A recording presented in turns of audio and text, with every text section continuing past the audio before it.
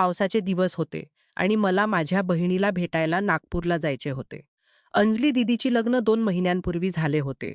ती तिच्या सासऱ्यात पूर्णपणे खुश होती. विकास यांच्याशी तिचे लग्न झाले होते. विकास जिवाजींचा स्वतःचा व्यवसाय आहे. पण ते जास्त वेळ त्यांच्या कारखान्यातच घालवत असत. त्यामुळे अंजली दीदी थोड्या नाराज असायच्या. गोष्ट खरी आहे. जर माणसाचे लग्न दे तर पत्नीला वेळ देणेच हवे. पत्नीला पूर्ण प्रेम मिळाले पाहिजे. तिला जे हवे ते दिले पाहिजे. कारण लग्नानंतर प्रत्येक स्त्रीच्या खूप गरजा असतात. जर पती पूर्ण केल्या नाहीत तर पत्नीला खूप त्रास होतो. मग ती बाहेर कोणा मित्राच्या शोधात लागते. पण अंजली दीदी अशा नव्हत्या. लग्नानंतर जेव्हाही माझी तिच्याशी चर्चा होत असे, ती खुश होती पण मला नक्की सांगत असे की तुझे जिवाजी मला हवेच नाहीत, प्रेम करतच नाहीत. काय त्यांच्या मनात आहे कोण जाणे. पैशाचा इथे खूप आहे. पैशांची काही अडचण नाही. पण त्यांचे मन नेहमी कामात गुंतलेले असते. रात्री उशिरा येतात. कधी कधी 2 दिवस घराला येतच नाहीत. आता दीदी मला हे सांगत असे तेव्हा मला या जिवाजींवर खूप राग येत असे की जिवाजी असे का आहेत? खरे तर माझी अंजली दीदी खूप सुंदर आहे. आम्ही दोघे कॉलेजमध्ये एकत्रच जात असू. ती मला म्हणत असे की पवन भाऊ बघा तुमच्यावर माझे इतके प्रेम आहे. तुमच्याशिवाय कॉलेजला जाण्याची. खूप पाऊस पडत होता. मी कॉलेजला जाऊ शकलो नाही तर तिनेही कॉलेज सोडले. म्हणाली, आज मीही जाणार नाही, आज घरीच राहीन. खरे तर आईबाबा कुठे गेले होते म्हणून आम्ही दोघे घरी होती. पाऊस पडत होता. मी विचार केला आज कॉलेजला जाणार नाही. आता दीदी म्हणाली जेव्हा तू जाणार नाहीस तर मी जाऊन काय करणार?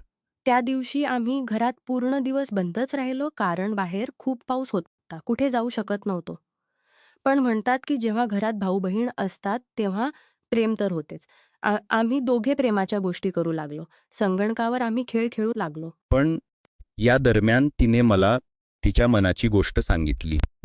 कारण मी तिला विचारले होते की तुझे कोणाशी प्रेम प्रकरण आहे, कोणावर प्रेम आहे? कोणी आवडते? तर ती म्हणाली असे काही नाही. मी तर तुझ्यावरच प्रेम करते.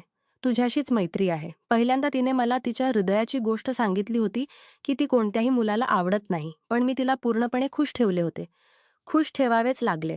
कारण मला माहीत होते की दीदी कधी खोटे बोलत नाही. ती खूप खुश झाली होती. दुसऱ्या दिवशी हवामान बरे झाले होते. म्हणून दुसऱ्या दिवशी आम्ही दोघे कॉलेजला गेलो होतो. अशा प्रकारे दीदी माझ्यावर खूप प्रेम करत होती. मीही तिच्यावर खूप प्रेम करत होतो. पण म्हणतात की लग्नानंतर भाऊ बहिणीच्या नात्यातही बदल होतो. कारण बहीण तिच्या पतीसोबत व्यस्त होते. पण माझी दीदी अशी नव्हती कारण विकास जिवाजी तिला वेळ देतच नव्हते. ना प्रेम, ना प्रेमाच्या गोष्टी, ना वेळ. हनीमूनलाही ती जाऊ शकली नाही. कारण जिवाजींकडे वेळच नव्हता. असे लग्नाला काही दिवस गेले होते. तर एकदा मी माझ्या दीदीला भेटायला नागपूरला गेलो. खूप चांगले वाटले कारण नागपूर खूप मोठे शहर आहे. दीदीच्या घरात 3 दिवस राहिलो होतो. पण जिवाजी माझ्यासमोर एकदाच घरी आले होते. त्यांचे घर खूप मोठे होते. मला वेगळी खोली दिली होती. पण मी दीदीला म्हटले, अरे मी वेगळे कुठे राहीन? तू माझ्यासोबत येऊन राहा. तर 2 दिवस ती माझ्यासोबतच माझ्या खोलीत राहिली होती. कारण मला माहीत होते की मी दीदीला भेटायला आलो आहे. जेव्हा भेटली आहे तर संधीचा फायदा घ्यायला हवा. हृदयाची प्रत्येक गोष्ट मी केली. मग मी तिला विचारले की जिवाजी कसे आहेत? खरे तर तुझ्यावर प्रेम का करत नाहीत? कदाचित त्यांचे बाहेर कोणाशी नाते आहे का? तर दीदी म्हणाली नाही असे काही नाही. पण माझ्या मते ते रोमॅन्टिक नाहीत. त्यांना या गोष्टीत थोडीही आवड नाही. पण बघ पवन अरे तू माझा भाऊ आहेस. तुला तर माझ्या हृदयाच्या भावना सांगू शकते. आता तुला माहीत आहे की या लग्नानंतर प्रेम तर आवश्यक आहे. कोणी आपला असावा ज्याला मी देऊ शकेन, ज्याच्यासोबत हृदयाची प्रत्येक गोष्ट सांगू शकेन. कारण कोणीतरी असा हवा. मी समजलो होतो. पण त्यावेळी मी दीदीला खुश ठेवले होते. मग मी तिला समजावले बघ अरे कदाचित जिवाजी काही काळानंतर बदलावे. त्यांच्या हृदयातही प्रेम जागे होईल. दीदी आता खुश होती पण ती म्हणाली तू मध्ये मध्ये येत राहा. मला चांगले वाटेल. मी म्हटले हो मी येत राहीन. खरे तर आम्ही पुण्यात राहत होतो.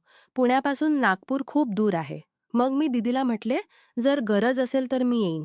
त्यानंतर मी घरी आलो होतो. पण पुढे पावसाळा आला होता. तर त्यावेळेत तू मला इथून घेऊन जा फक्त माहेरी राहीन. काही दिवस तिथे घालवून येईन पुण्यात गेलो. माझ्या गाडीवर आम्ही नागपूरला गेलो होतो. तर नागपूरहून परत येण्याची वेळ होती. खूप पाऊस पडत होता. मी दीदीला म्हटले होते की दुसऱ्या दिवशी जाऊ. दीदी म्हणाली नाही अरे मला आता इथे राहायचेच नाही. तर मी म्हटले जशी तुझी मर्जी. तर आम्ही परत येत होतो. वाटेत खूप वादळ सुरू झाले. तर वाटेत दीदीने म्हटले, चल अरे एका हॉटेलमध्ये थांबू, कारण इतक्या वादळात तू गाडी कुठे चालवशील? खरे तर मी कार चालवण्यात तज्ज्ञ होतो.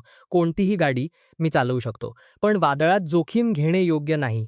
तर आम्ही एका हॉटेलमध्ये थांबलो. खूप थंडी वाटू लागली होता. हॉटेलमध्ये आम्ही एक खोली घेतली होती. दीदी खूप खुश होती. मी तिच्यावर पूर्ण प्रेम केले होते. मी तिला विचारले, दीदी आता काही बदल झाला का जिवाजींमध्ये? तर ती म्हणाली, अरे नाही, असे काही नाही. जर असे असते तर मी तुला घेऊन इथे काय येते फक्त ती खुश होती आणि मला माहीत होते की दीदी काय म्हणत आहे. मग मी तिला हृदयाची प्रत्येक गोष्ट सांगितली. तिला मी विचारले की जिवाजी खरोखर तुझ्यावर प्रेम करतात की नाही? तर ती म्हणाली नाही. अरे असे काही नाही, माझे मन तर त्यांच्यासोबत राहायचेच नाही विचार करत आहे. काही नको सुरू करू. मी म्हटले, अरे राहायचे तर तुला नागपूरलाच लागेल. कारण नुकतेच लग्न झाले आहे. तर ती म्हणाली, याला लग्न म्हणत नाहीत ना. कोणी लग्न याला म्हणू शकत नाही.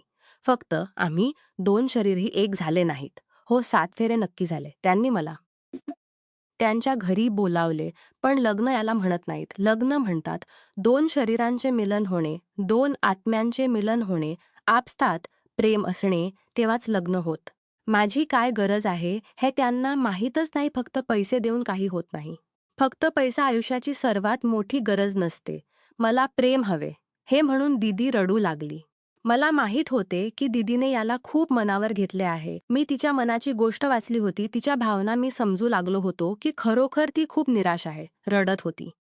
मी गळ्यात घालून तिला शांत केले. मग मी तिला खुश केले होते. माझ्या गोष्टी सांगून, हृदयाच्या गोष्टी सांगून, हशातहार मजा करून, माझे काम करून तिला मी खुश केले होते. ती खूप खुश झाली होती. रात्री उशिरा आम्ही झोपलो होतो. मग दुसऱ्या दिवशी पाहिले तर अजूनही खूप पाऊस आहे. वादळ चालू होते. त्या रात्रीही आम्ही हॉटेलमध्येच राहिलो. पूर्ण दिवस आम्ही हॉटेलमध्येच राहिलो होतो, कारण बाहेर पडण्याचे हवामानच नव्हते. फक्त 3 दिवसांनी आम्ही तिथून निघालो होतो. पण तोपर्यंत दीदीचा मूड फ्रेश झाला होता. ती खुश होती आणि मला माहीत होते की दीदी खुश का आहे, कारण मी तिच्यासोबत होतो. आता ती विसरली होती की तिचे जे पती आहेत ते तिला प्रेम करत नाहीत, कारण इथे मी तिच्यासोबत होतो आणि मी तिला पुण्याला आलो होतो. आई-बाबा खुश झाले की दीदी आली आहे. फक्त त्यानंतर तर आम्ही दोघे बाहेर फिरत मस्ती करत, मौज-मस्ती 5-7 दिवस आम्ही असेच घालवले. दीदीचा मूड पूर्ण ठीक झाला होता. मग मी माझ्या कामात जाऊ लागलो, कारण नोकरी तर मी करतच होतो. दररोज सुट्टीही काढता येत नाही. मग एका रात्री दीदी माझ्या खोलीत आली. तू माझ्यासाठी इथे काही नोकरी लाव.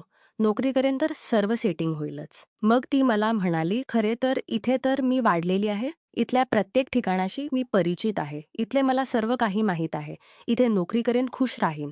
पण तुझ्यावर अवलंबून राहणार नाही. मग मी तिला म्हटले, अरे माझ्या जान, तू माझी दीदी आहेस, माझी बहीण आहेस. अवलंबून राहण्याची गोष्टच नाही. जे माझ्याकडे आहे, सर्व काही तुझे तर आहे. खरे तर आई बाबा तर तुला इतके प्रेम करतात. मी तुला प्रेम करतो, हे म्हणून मी तिला प्रेम दिले होते. ती म्हणाली, नाही, ती गोष्ट तर नाही. मला माहीत आहे की तू मला प्रेम करतोस. मी तुला प्रेम करते. पण अरे आयुष्य चालवायचे आहे. नोकरी तर करायलाच लागेल. मग मी तिला म्हटले, मी तुला नोकरी करू देणार नाही. इतके प्रेम असतानाही जर मी तुला नोकरी करू दिले, तर या प्रेमाचा काय फायदा? तू घरी राहा. संध्याकाळी माझ्यासोबत फिरूया. जशी मर्जी वेळ घालवायचा आहे. माझ्या ऑफिसमध्ये ये. दोघे बसू, मस्ती करू, गोष्टी करू. कारण माझ्या ऑफिसमध्ये दुसरे कोणी नसते. माझे जास्त काम तर होत नाही. 2 तासात माझे सर्व काम होते. दीदी म्हणाली, हो, ही गोष्ट तर खरी आहे. बाकी तू माझ्यासोबत क्लबला चाल. दीदीने मला असे म्हटले. तर मी म्हटले, हो, नक्की जाऊ. मग ती खुश होती. दुसऱ्या सकाळी आम्ही प्रोग्राम बनवला होता की आम्ही एकदा महाबळेश्वर फिरून येऊ. डोंगराळ प्रदेश आहे, हिल स्टेशन आहे. आम्ही दुसऱ्या सकाळी प्लॅन करून 3-4 दिवसांसाठी महाबळेश्वरला गेलो होतो. ती खूप खुश होती. हॉटेलमध्ये ती म्हणाली, खरे तर माझे लग्न तर झाले आहे, पण हनीमून झाले नाही. काही हरकत नाही, तू माझ्यासोबत आहेस. मला हीच खुशी आहे. कोणीतरी आहे जो प्रेम करतो. मी म्हटले, अरे मी नेहमी तुला प्रेम करत राहीन. मला आठवते की त्यावेळी रात्रीचे तास झाले होते, कारण आम्हाला खूप वेळ झाला होता. मग ती म्हणाली, जेव्हा तुझे लग्न होईल मग तर तुझे ते प्रेम राहणार नाही. तर मी म्हटले, मी लग्न करणारच नाही. हे म्हणून मी तिला गळ्यात घातले.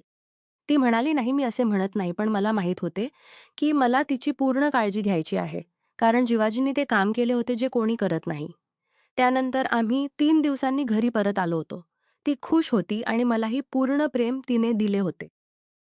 आई बाबांना जास्त खुशी होती की मी अंजलीला खूप प्रेम करतो. मी एकदा बसून विचार केला की यावेळी अंजली दीदीला विकास जिवाजींची काही आठवण येत नाही. माझ्यासाठी हा प्लस पॉइंट होता, कारण जर तिने त्यांची आठवण केली तर खूप दुखी होते, निराश होते. मग आई बाबाही त्रासले असते. पण मला हे चांगले वाटले होते की चलो ती त्यांना विसरली आहे.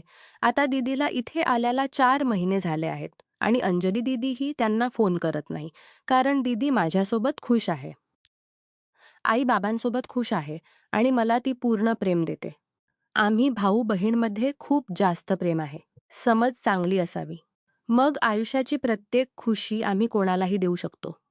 खरे तर मी हे समजले होते की हे आवश्यक नसते, की लग्नानंतर अनेकदा अडचणी आयुष्यात येतातच. जसे दीदीच्या आयुष्यात अडचणी आल्या होत्या. पण मी तिला माझे पूर्ण प्रेम देऊन माझे बनवले होते. ती खुश होती आणि मला या गोष्टीची सर्वात मोठी खुशी होती की दीदीची अडचण मी नेहमीसाठी दूर केली होती. आता ती आमच्या सोबतच राहते आणि नेहमीच राहील. पण काही महिन्यांनंतर दीदीला जाणवले की भाऊ आणि बहिणीचे नाते असे रोमॅन्टिक असणे कुटुंबातील सीमा ओलांडणे आहे. हे योग्य आणि सुरक्षित नाही. लग्नातील समस्या सोडवण्यासाठी योग्य मार्गाने प्रयत्न करणे आवश्यक आहे. तिने विकास जिवाजींशी संपर्क साधून संवाद साधण्याचा प्रयत्न केला.